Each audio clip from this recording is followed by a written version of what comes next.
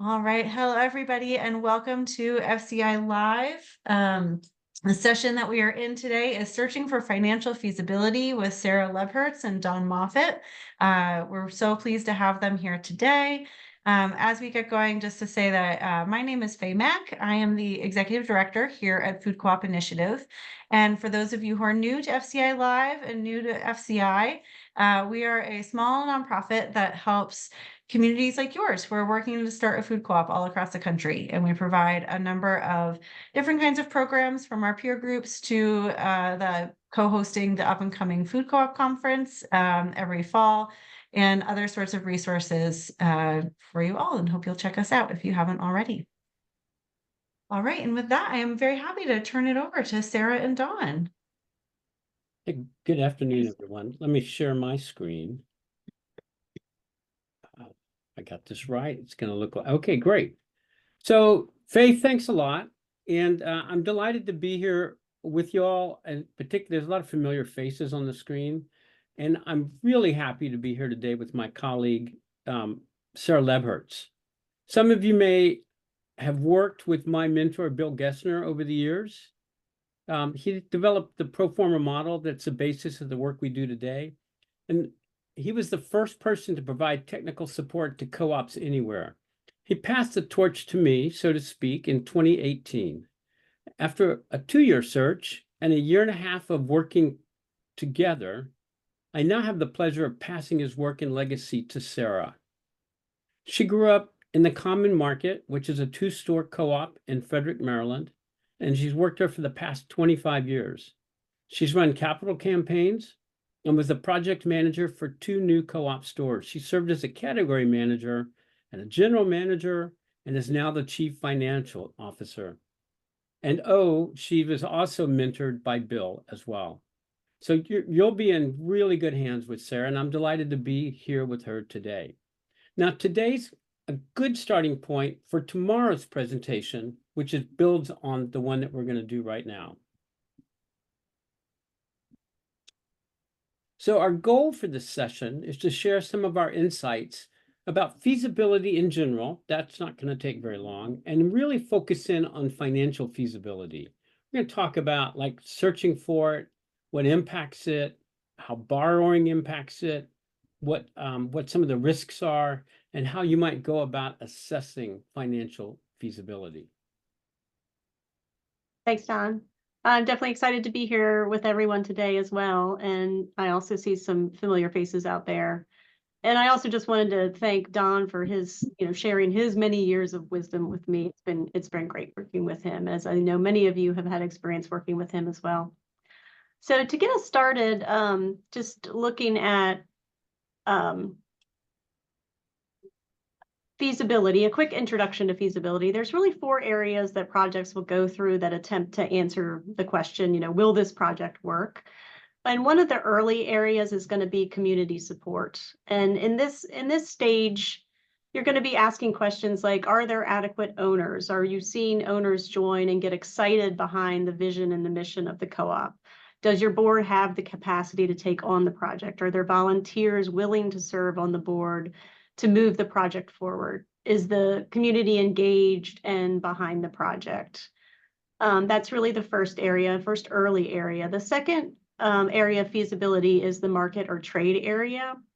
This stage will identify what the potential sales are for the area you wish to locate as a co-op. And the tool for this is going to be the market study. And it will also define the trade area in which you can expect to draw sales from. The third area is site feasibility.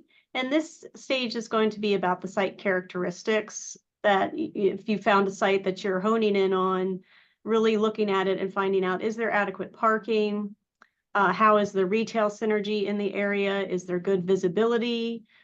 Maybe even looking further at what are the initial construction costs? Are there any big barriers there? And the tools for this are going to be things like your fixture plan, which would be developed with the help of a store designer typically, and certainly some checklists on site characteristics as well. And then the fourth area is financial feasibility, and that's what we're going to discuss today. But the tool for this is the pro forma, which is a set of financial statements that project future revenue and expenses. This tool, the pro forma, it'll incorporate many of the other elements from the stages of feasibility, including things like the sales from the market study, rent, which would be part of like the site feasibility, ownership numbers, and those areas. So what actually is financial feasibility? It's a possible path for opening and operating your co-op that works financially. Does the project meet certain financial benchmarks for sustainability?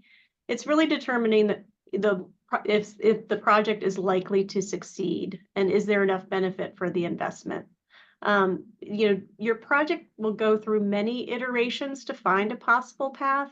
It's very typical for a project in the beginning to look, potentially unsustainable at first with the first draft of a pro forma, but there's many ways to find a path potentially for financial feasibility.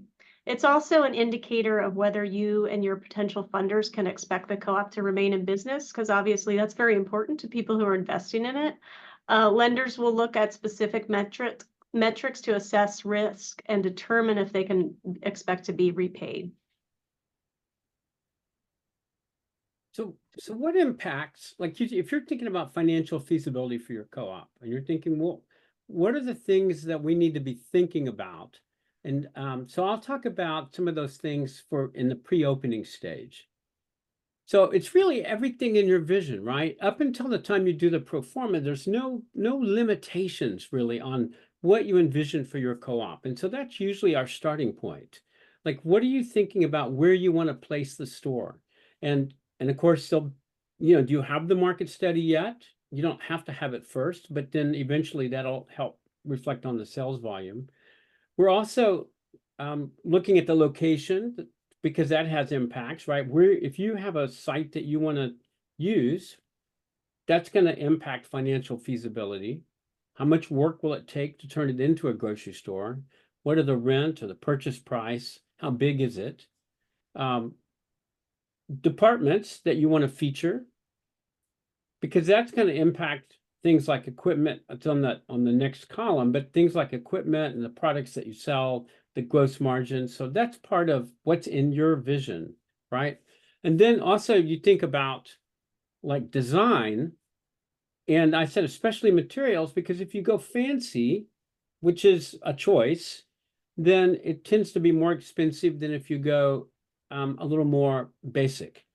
All of those things impact financial feasibility over the long haul. Equipment selection does, because it's the same kind of thing. If you have to look at trade-offs between efficiency, that's a long-term value, and the cost, that's a short-term value. And so so that's important.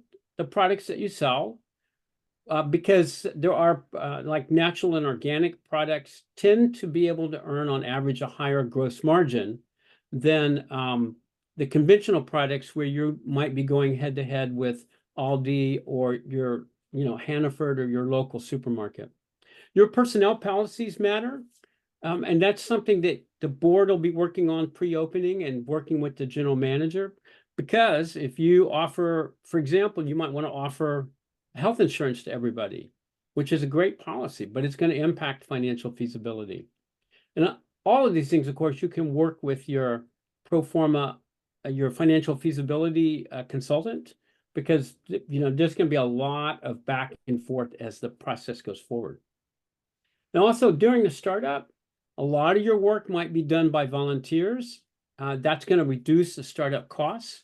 If you're using paid staff to contact every member about investing in the co-op, that's going to run into some money. And the funding plan. The funding plan matters. So what is the funding plan? So when you start working on the pro forma, it's going to be early in the process. And before you won't even know at that point really how much you're going to need to raise in order to open the store. Your consultant, Sarah, if you choose to work with her, will work with you to provide an initial estimate of what you'll need, right? So she'll put in a pro forma, how much will construction, an estimate for construction, equipment, fees, there's maybe 15 items, which we'll see tomorrow in detail. But those things, all of them will have to be paid for. And anything that you borrow is going to have to be repaid, right? Along with interest, which adds a significant cash burden to the co-op during the first 10 to 15 years of operation. That's the debt service, the payments that you have to make. Whether the co-op can carry that burden is going to depend on the terms of loans and on operating results. So some co-ops are able to carry more burden than other co-ops. The less you borrow, the more likely the co-op will survive and thrive. So where's the money coming from? If it's not loans, that's going to be in your funding plan.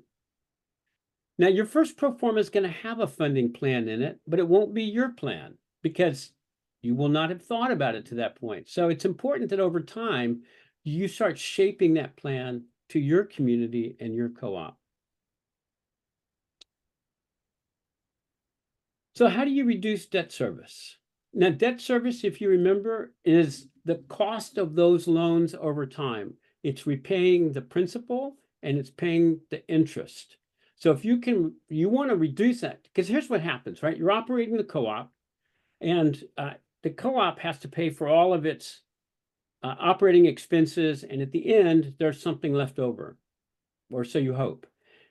And then the co-op has other obligations. Big one is debt service. So it needs to have enough to also pay debt service. If you can reduce that, that's good. So to reduce debt service, you have to reduce debt. Pure and simple.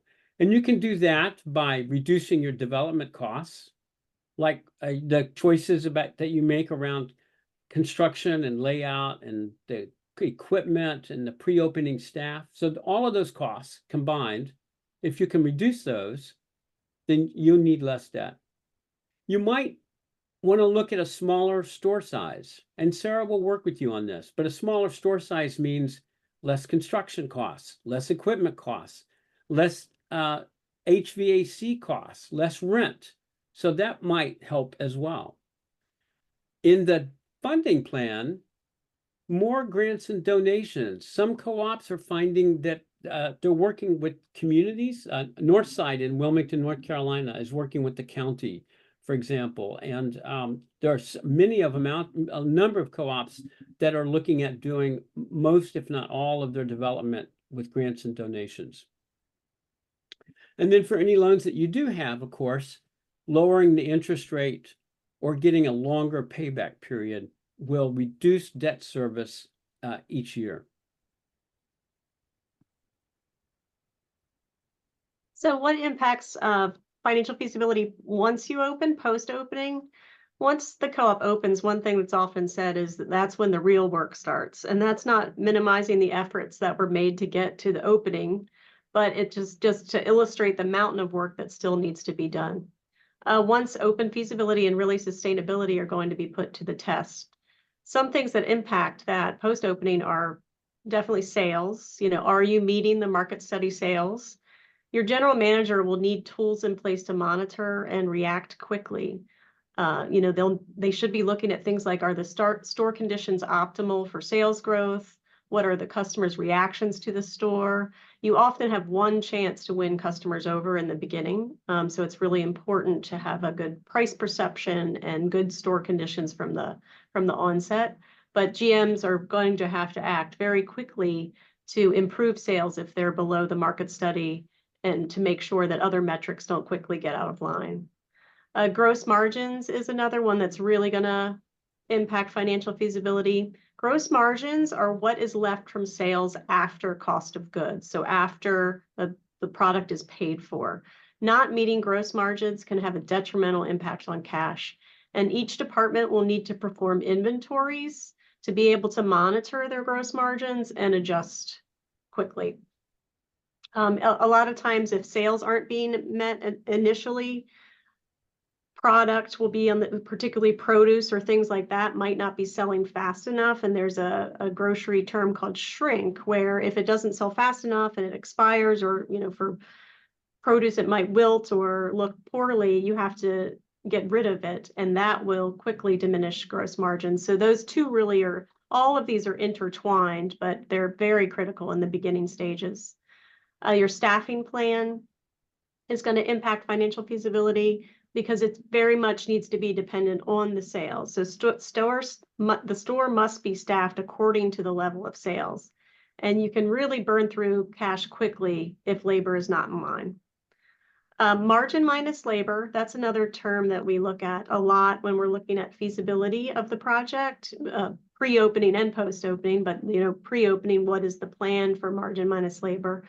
But what that is, it's your gross margin, which we just talked about, minus your labor percentage. So it's a metric that needs to be closely monitored because that is what is left to pay for everything else that the organization needs to pay for.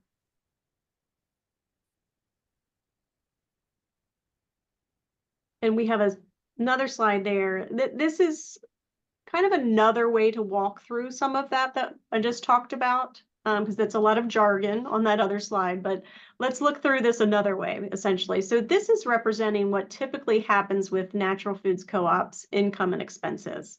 But the first area here represents every dollar spent in the co-op. So for every dollar spent, 62.5 cents goes to pay for the cost of goods. That's COGS, cost of goods. So that's paying for the product that was sold, right? So you're selling it, for example, if you sell a bottle of water for $1, let's say, 62.5 cents went to pay the vendor for that dollar, right? So that leaves 37.5 cents in gross profit. It's represented as a percentage here.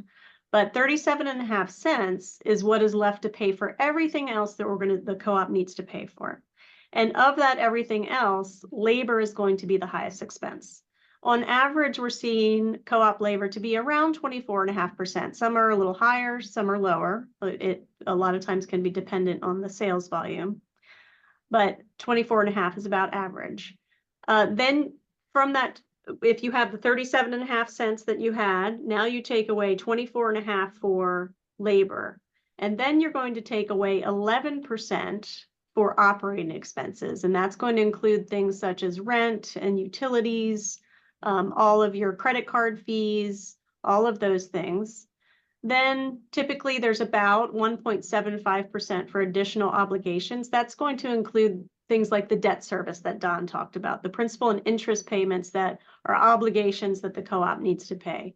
So after all of that, what is left is just 0.25% or a quarter of a penny in cash flow.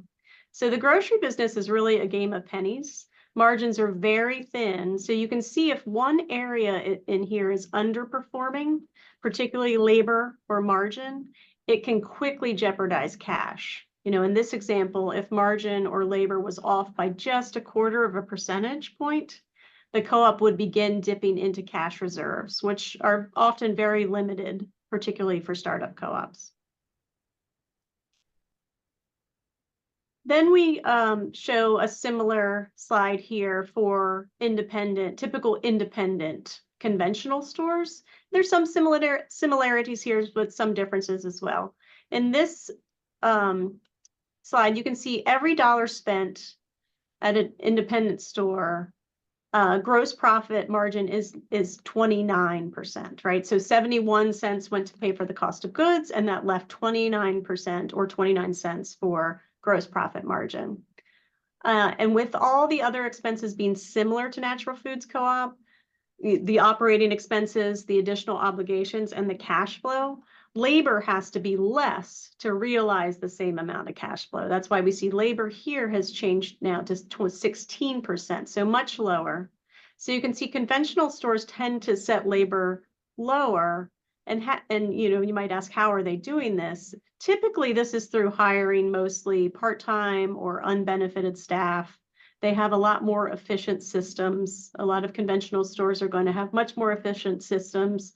They may not have as many service departments, less departments that rely on service staff, such as meat counters and those sorts of things. So when looking at feasibility, we look at margin and labor, and also margin minus labor with you to determine a path to feasibility. So with this, you can tell, like when I was talking before about things like departments that you have, that's what Sarah was just talking about. Like service departments will have a big impact. The products you sell, because conventional versus natural and organic. So once you start digging into this, the question becomes like, how do you assess feasibility? So the tool, as Sarah said earlier, is the pro forma, which we're going to look at tomorrow. And there are key indicators that we look at closely. One is annual cash flow. So let me tell you that one of the consultants' job is to build your understanding of co-op financial issues in technical terms. So, and Sarah, these are some of the indicators that Sarah will provide, and she'll help you understand what they mean and how they're affected by decisions that you need to make. So some of these, I'll give you a little bit of information on the next slide, but I also want to let you know this. I'm going to tell you that a lot of the activities of the co-op are recorded on the income statement or the P&L, right? That's what we're all generally used to seeing. What are sales? What are expenses? The sales, labor, rent, and so on.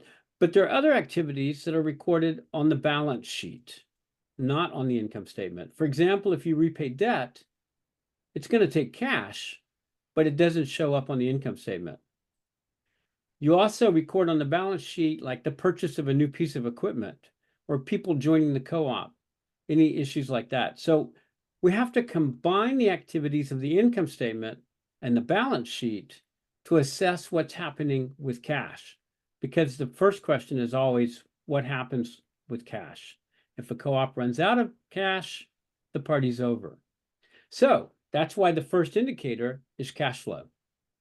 The second indicator is cash reserves, right? So what we want is for the co-op to open with $300,000 or $400,000, typically $300,000 or $400,000 in the bank, so that they can withstand negative cash flow for a couple of years while they're building sales and getting their expenses in line.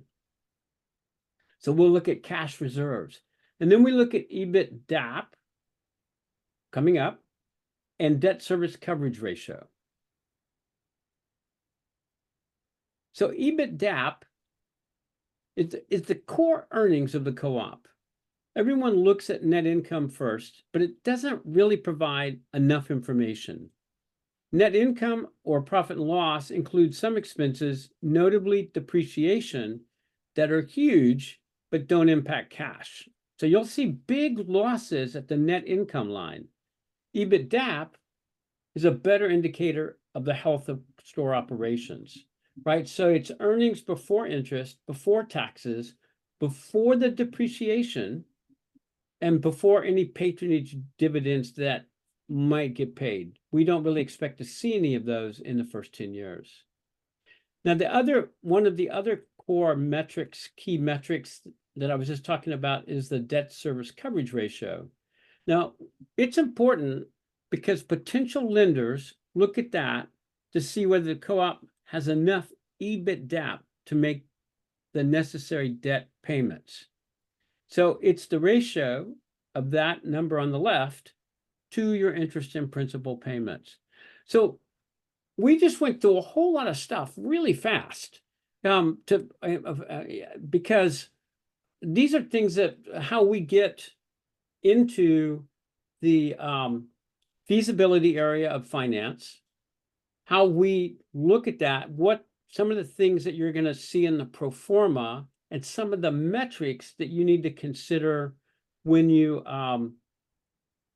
start looking at feasibility. One of the things that I told you we would talk about is risk, and I want to tell you that the risk is that the co-op doesn't perform, right? Sales are not where you want them to be. Gross margins are too low. The labor costs are too high. Most of the other costs are pretty predictable and stable, but those are the big ones: sales, margins, and labor.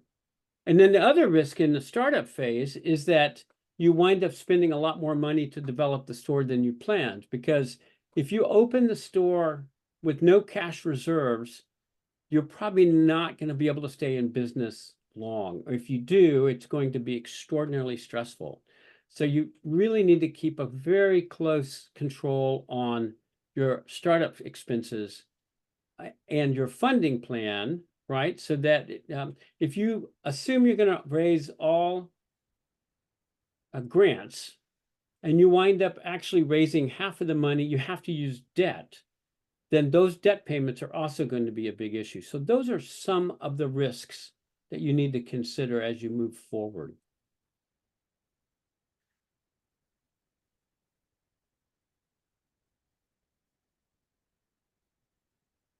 Yeah, I think at this point we can take questions, but we definitely thank everybody for coming and appreciate everyone's attendance today. As Don mentioned a couple of times, we are presenting tomorrow at 3 p.m. Eastern Standard Time on a session called Understanding and Using Your Proforma. And there we will show a sample proforma with a lot of the metrics that we talked about today. And we'll even walk through some what if scenarios where if we change some of the assumptions in the proforma, what that does to those metrics. If you have any questions or if I can be of service, my email here is on the slide and please reach out. Great, thanks, Sarah. Thanks, Dawn. Dawn, do you want to stop sharing your screen? There we go. So we can see folks. So we have plenty of time for discussion and Q&A. What do folks want to hear more about or ask about? Feel free to put a question in the chat or to also raise your hand, and you can ask your question that way. I can't see. Yeah, how you doing? Good, thank you. A question I had was in regards to the EDAP, the P, the patronage dividend.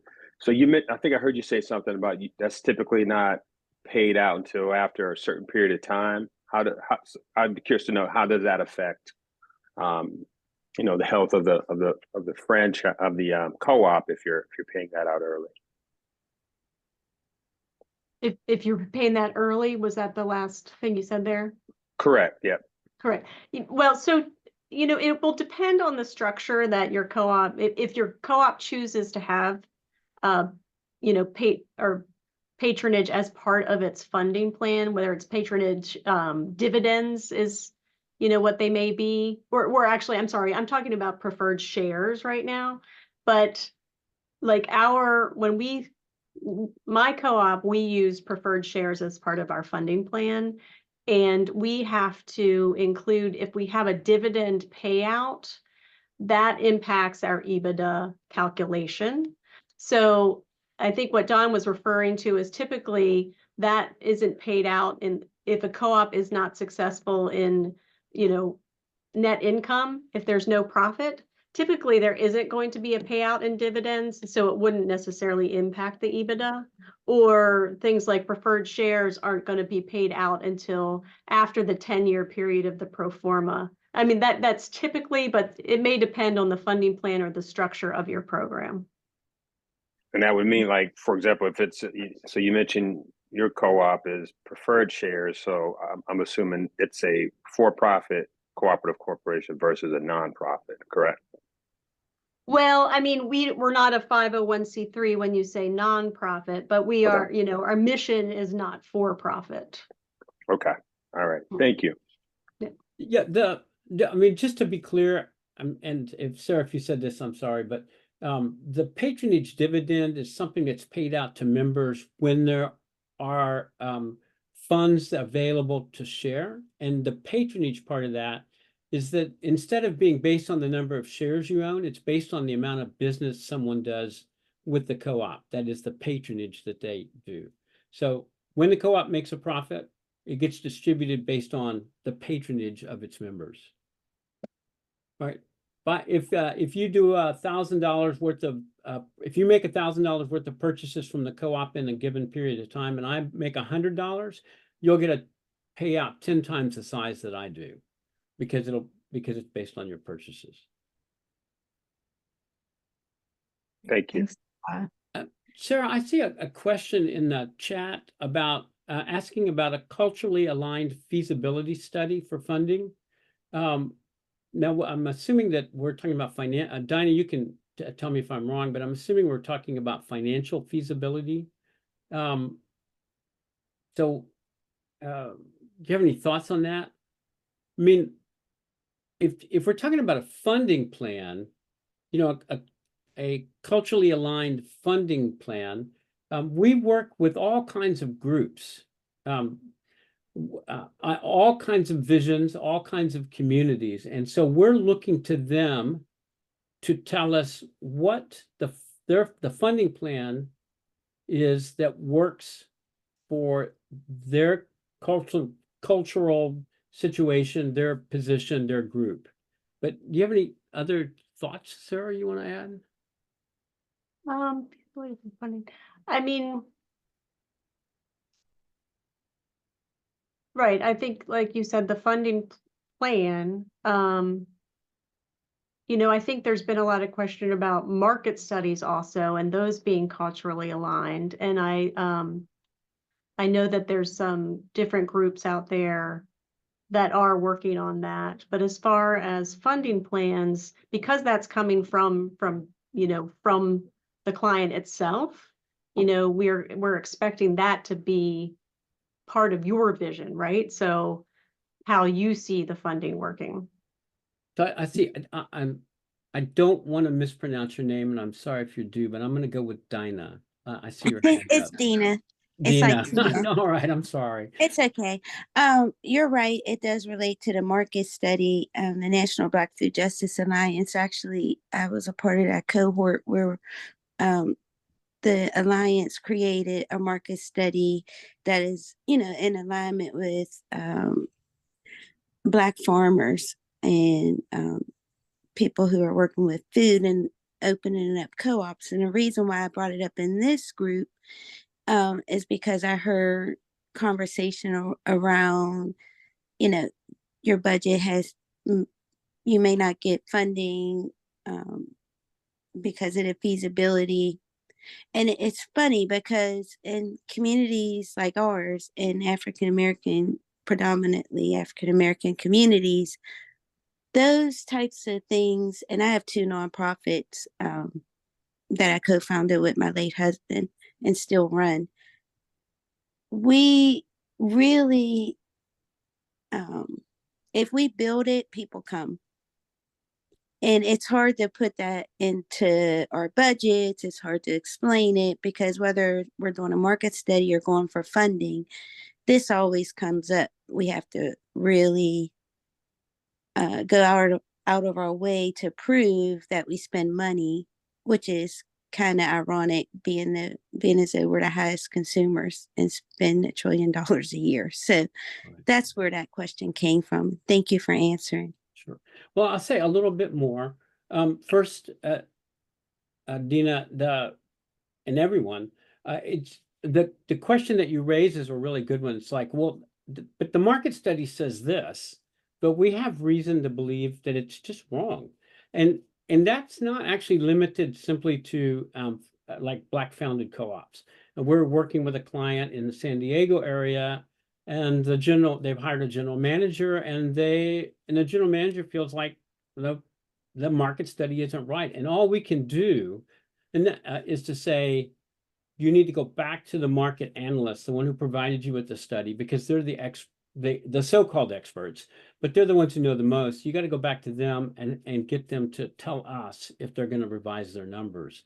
But the other part of it too, like we work with co-ops, as I said before, all around the country in a lot of different situations, and some of them are in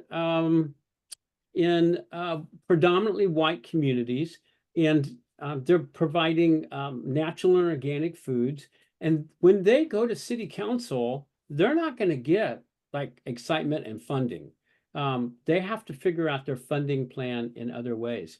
Other co-ops that we work with, like, for example, I mentioned Northside in Wilmington, North Carolina.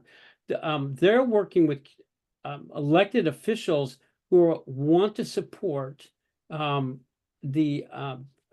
food security. And so they have a lot more opportunity. And we tell them, you've got a story.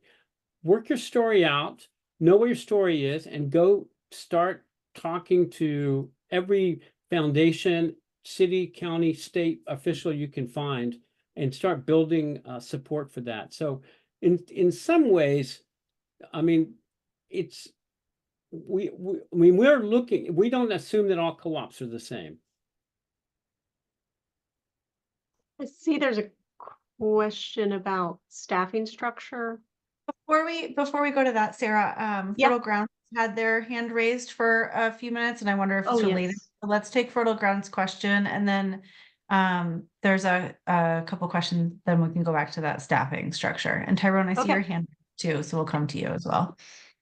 Thank you. This is Janet. I'll make it quick. Fertile Ground, Raleigh, North Carolina.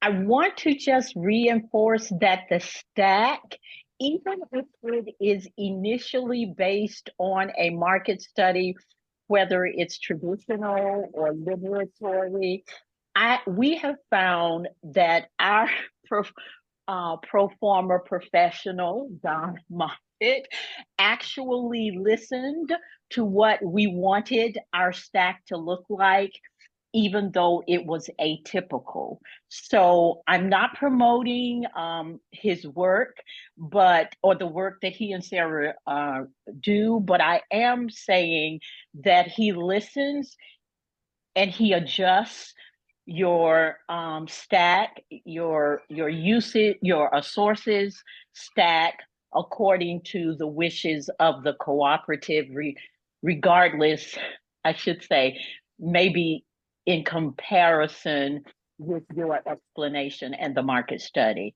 And I think that's where we sort of started with that question. So just wanted to be sign on to his idea that they listen to the co-op, and each co-op is different. Thank you for giving me this opportunity. Thank you, Ms. Janet.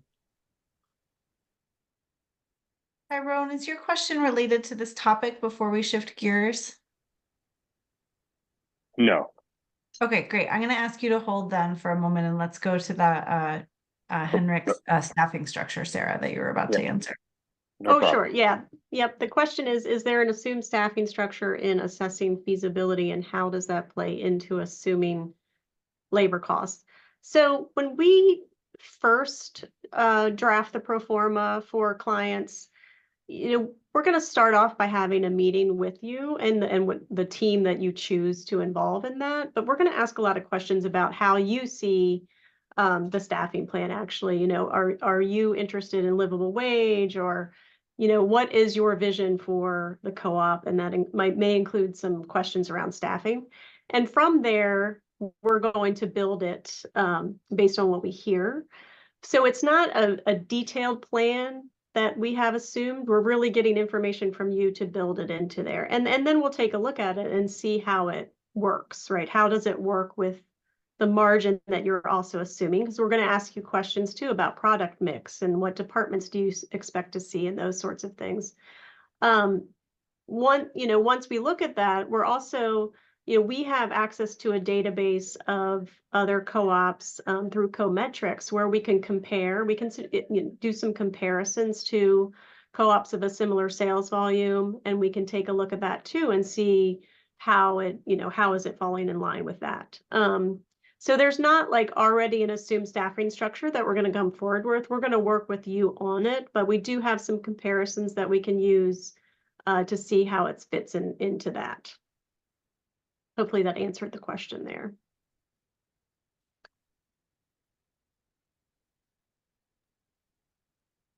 Right, And Don, great. there's one here about initial market studies being conducted. Right.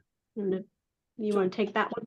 Sure, I can talk about it for a minute. There's a couple of ways. There's a handful of market analysts that and I remember talking with someone at NCG one time, and they said sometimes we favor one of them, sometimes we favor another. It just kind of depends on the situation and so forth. But there's a couple of different approaches that are used. So the standard grocery store market study is usually done in a gravity flow model. It's a computer model, and the way that it works is that an analyst comes to your city. They talk to you about what you're planning. They go out, they're looking at maps, but they go out and they drive to make sure they understand the community, and they establish a trade area. So if you're right up against a river and even if there is a bridge, it's probably going to help define the trade area. People don't cross a river to do a lot of shopping. So they're going to look at, like, where are people coming from? How far will they come from? They'll look at the demographics of the people in that community, and they'll often look at what Stanford Research Institute used to call psychographics, right? What kind of people live there and how likely are they to be your customers? And they'll look at the competition. Like, what are the other stores there? How much volume are they doing? How well do they meet the needs of the people in the community? And then they begin to build a model that says, well, you're going to draw 10,000 from this store and 5,000 from that store, and your sales will be this much when you're up to speed. So they allow 3 years, 4 years for the co-op to, convince everyone that's going to be convinced to change their shopping habits and come shop at the co-op. Then, so let me stop there for the gravity flow model and say that there's another model, which is there's one of our colleagues is Debbie Swasuna. She does what she calls an analog model. So she comes and does similar things. She looks at the market area. She talks to you about your plans. She looks at the competition. And then what she does is she looks at other co-ops around the country, because she also has access to Cometric's database. And so she knows how much sales co-ops are doing. And so she looks for analogous situations where she can say, well, this is about these, based on what you want to do, your competition, your community, the demographics, and so forth. And looking at co-ops around the country, I think that your sales are going to fall in about this range. Now, when they provide those in a market study and it comes to Sarah then has to look at that. She has to apply one more. This is getting into the weeds a little bit, but she applies one more adjustment, which is that when the co-op starts, it will not be what the analyst does is to look at how long it's going to take you to convince the marketplace to become shoppers. But what the analyst doesn't do is to say, how long will it take the co-op to get all the way up to speed operationally? So in the early days, the co-op will be working really hard to establish systems for labor scheduling, for ordering, pricing, merchandising, and those are going to have an effect on sales that wouldn't be there if this was the co-op's third store, right? Because all those systems would be solid, they'd be in place, and they'd be running very smoothly. So if the common market, for example, in Frederick were to open a third store, they would have on hand not just well-developed systems, but experts in that. So Sarah's going to take the sales and the market study, and then she's going to adjust them down for the first 3 years or so. In order, and we can, our goal is to give you information and targets that will not surprise you on the downside once you open. We want to make sure that you can achieve what's in the pro forma.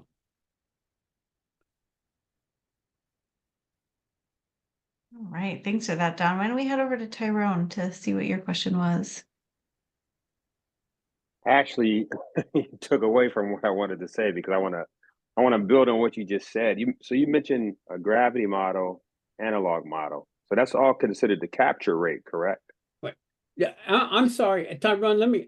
Yeah, I don't know whether capture rate is the right technical term, but I think that's. I think I agree with what you're saying. Okay, because I was just thinking, if that kind of, I guess, if it's capture rate, these are the views of capture rate, whether it's analog or gravity. I guess my question to that would be timeline for all of that. If the feasibility study says, if you build it here based on all these conditions, income levels, and et cetera, your capture rate will be X. And then does that feasibility study take into account the timeline to get to that capture rate of X? And does that gravity approach or analog approach take that into consideration for that timeline to get to that capture rate of that particular market? So yes, so what the analysts will do is establish what they believe the co-op will achieve in sales once it's mature. And then over about a 3 or 4 year period, it's going to back off of those numbers in order to have a timeline where the co-op can build to that mature operations. I want to point out something that I just did, which is part of the struggle that Dina and Miss Janet were talking about. I'm talking about conventional market studies, right? I'm talking about market studies that Sarah and I have seen for years. And but as Dina was pointing out, it doesn't always reflect.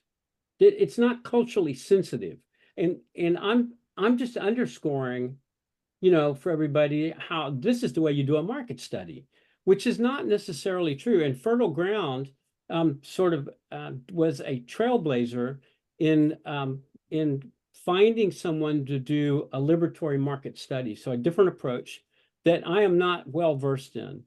So I want to just first of all, just apologize for my initial remarks limiting that perspective. We all of us need to come at it with a more inclusive approach. And Ms. Janet, I see your hand up.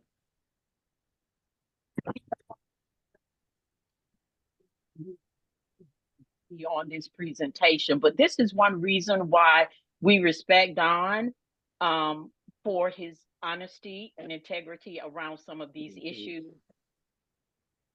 G7, and I probably actually admit that often the data they use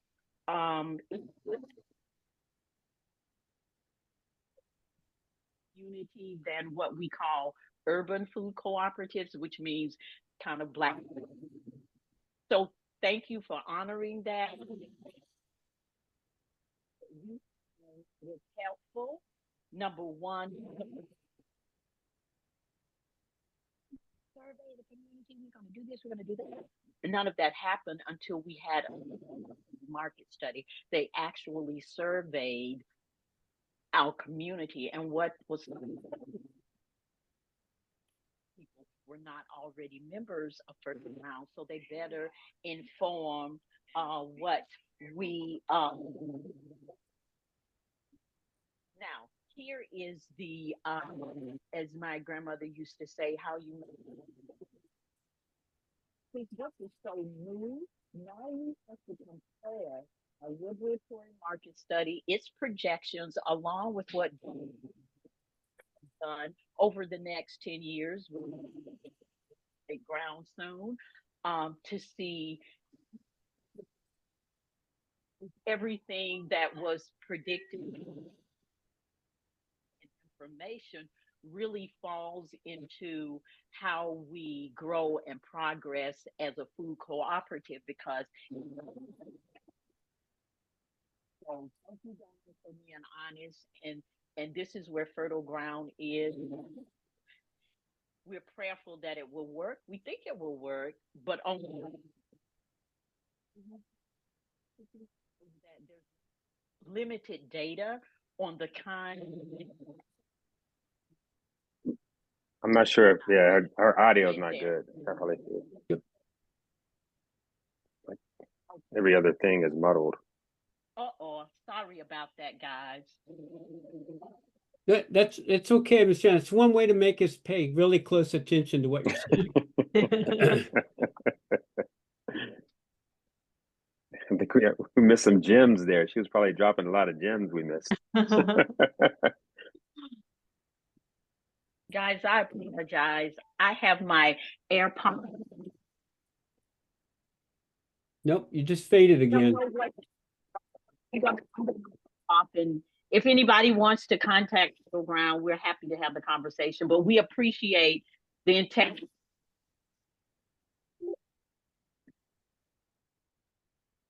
I am going to locate your email address, Miss Janet, and put it in the chat so that people can take you up on your offer if you would like, if they would like. There it is. I see Yes, it right thank there. you. Could I squeeze in one more question real quick? It's okay with me. Yeah. Okay. This question is really in regards to, I guess, operations once the co-op is up and operating. And I guess it's more so your perspective and what you've seen with probably existing co-ops. And that operation expense line is credit card transaction fees. I know, I think we're really moving a lot towards a lot of cashless transactions. What have you seen or trends in relation to higher transaction fees from credit card processors? And are there any strategies or companies that are helping to reduce those fees? Because I think that's something that creeps up pretty quick. And I think a lot of times, that's an expense that business operators may not think of whether you're smaller or larger. I just wanted to get your perspective on that and what you've seen or any trends to that effect. So I'm gonna let Sarah answer it, but I just want to point out what you just said. Like when Sarah was showing those little pieces of the pie and it was like 0.25% in cash, this is 1.6% or higher of sales goes to the credit card processing companies, right? Yeah, and it's become, I mean, for a long time, it's been the primary tender has been credit and debit cards, but over the last 3 years, it's just grown considerably. I mean, checks really no longer happen. There's limited cash. So credit card and debit card processing is going to be, 80+% typically for co-ops is going to be the tender choice. But one of the things I've seen, is when usually being part of a member organization, which could be something like National Cooperative Grocers or, for independent natural foods could be somebody like the Infra Group, is that they quite often have programs where the collaborative buying volume of all of their stores together can get very beneficial pricing. So that's one thing that we participate in is National Cooperative Grocers, and actually through United Natural Foods, we're part of a credit card processing group that we get very favorable rates for. So that's, instead of negotiating on your own, you're part of a larger volume group that can get good pricing for that. So that is what most existing co-ops are doing nowadays, right now. I mean, I've heard some folks talk about strategies like, offering things like house charge accounts or something like that to try to reduce potential credit card tenders or credit card fees, but I have not heard success stories with that yet, honestly. But I have heard people consider those options, right? But I think it's just become such a typical form of tender nowadays. And I know that we're getting ready to wrap up. I'll say that people in the conventional area can often, with their suppliers, their wholesalers can help them with Pricing. Pricing on that. Yep. All right. Well, thank you both so much. And thank you to everybody for such great questions and comments and conversation. So we're going to wrap it up. I will say that both Dawn and Sarah have generously offered to stay on for an extra couple of minutes. So if you didn't get a chance to ask your question, hang on. And after we say goodbye and end the recording, we can stay on for just a few more minutes if you need it. But before we wrap up, I just want to give a big thank you to Sarah and Dawn for sharing today and tomorrow with the Proforma session. And just to highlight here, so we're in week 1 of FCI Live. FCI Live runs Monday through Thursday for 2 weeks. So you have so many more sessions that you can go to. And it's not too late to register. You can register for any session up to 5 minutes before it starts. So these are the next 3 that are coming up, including the Proforma session that that Dawn and Sarah mentioned that's coming up tomorrow. You can learn more about any of the sessions if you go to our website, fci.coop.coop. I'll drop the link to the registration in the chat in just a moment. Please also remember to take the survey. I put it in the chat, but you'll also get it in an email right after the end of this session. It really has an impact for us as we plan going forward. Thank you again to our many sponsors who've helped keep this program available and free and help us bring in experts like Sarah and Dawn to come and talk with you all. With that, I'm going to stop sharing and end the recording. Thank you all very much.